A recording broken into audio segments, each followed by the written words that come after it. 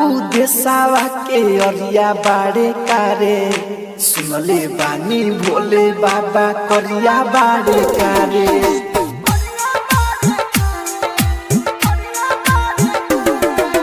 अपना देसावा के अरिया बाड़े कारे सुनले बानी भोले बाबा करिया बाड़े कारे।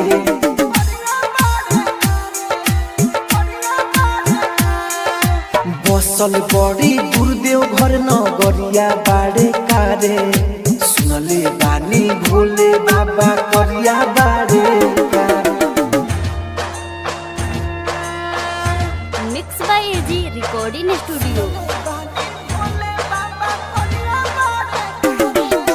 डीजे कंचन राज हाजीपुर वैशाली।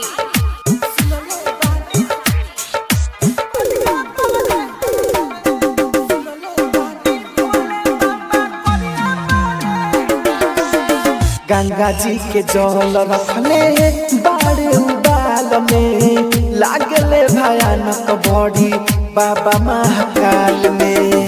गंगा जी के जल रखले बाड़े उबाल में लागले भयानक बड़ी बाबा महाकाल में।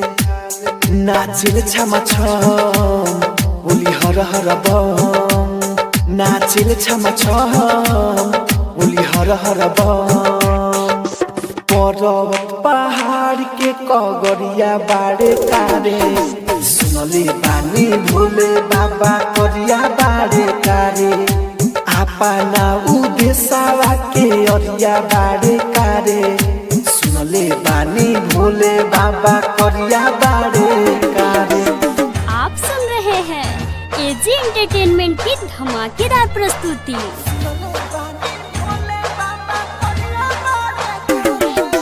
डीजे कंचन राज हाजीपुर वैशाली।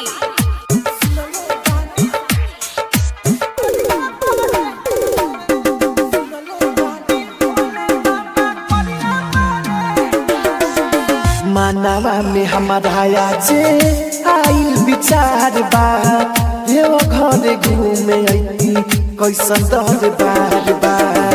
मानवा में हमारा जे आइल विचार बा देव घर घूमे अइती कैसन दर बार बार। सुनले बानी नाम हवे बाबा के धाम, सुनले बानी नाम हवे बाबा के धाम।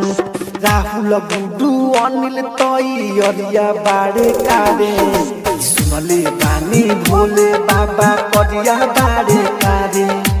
अपना देसावा के अरिया बाड़े कारे सुनले बानी भोले बाबा करिया बाड़े कारे।